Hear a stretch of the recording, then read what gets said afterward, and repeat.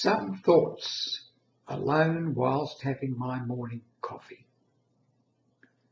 The thought occurred to me,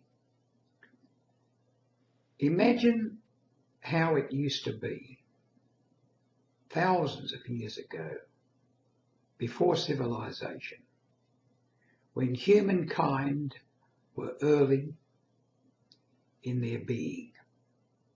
Now this period would have lasted for so long that nobody really knows when it quite began, when you could say human beings began.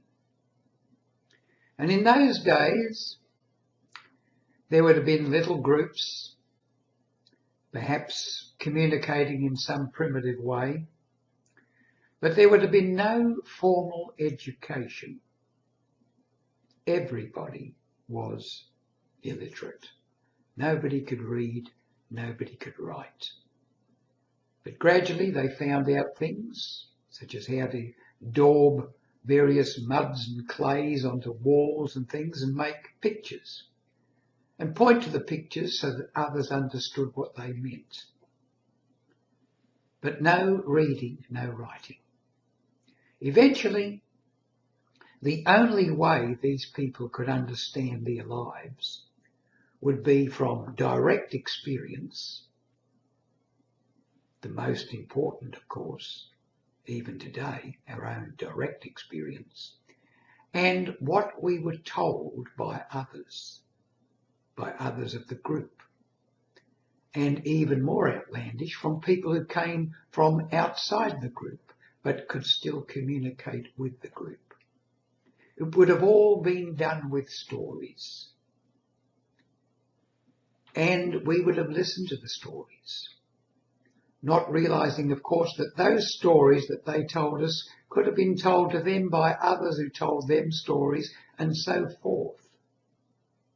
So there was little real truth, little real fact, but a lot of commonalities would have emerged. They would have realised that certain things are dangerous, certain things are good, etc. And so it is.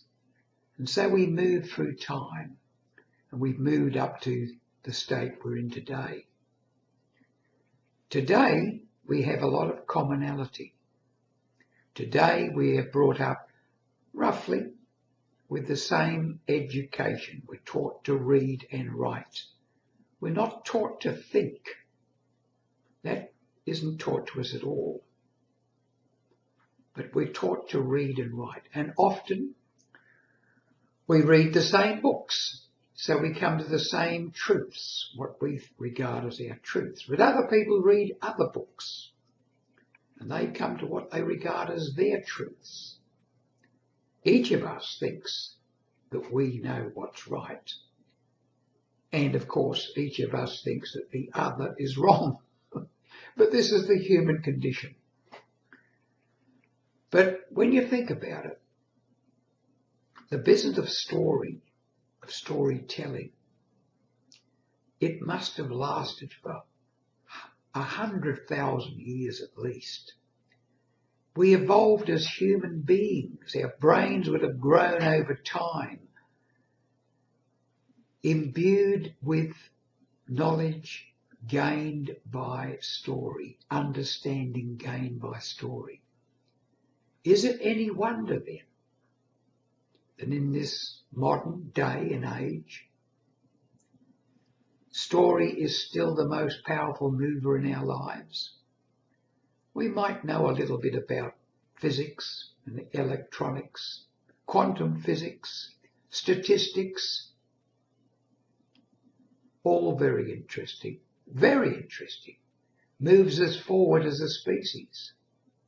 But it's story that brings understanding, story that arouses the emotions. And story is very subjective. I tell you a story and it means something to you and something else to someone else. They interpret it differently based on their experiences. And where do their experiences come from? Real life events. But where does their knowledge come from and their beliefs? Other stories. Gets complicated, doesn't it? One thing we do know, though, is that stories arouse emotion.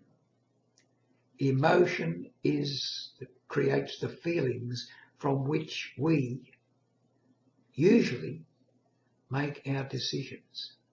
Make no mistake about it. All the logic in the world won't sway you, but an appeal to emotion will do. And where does that emotion come through or from? From the stories that we hear. Stories are powerful indeed. If you're a presenter, if you're a speaker, you're a teacher, use stories. It's the most effective way that you'll get to the heart as well as the minds of your listeners.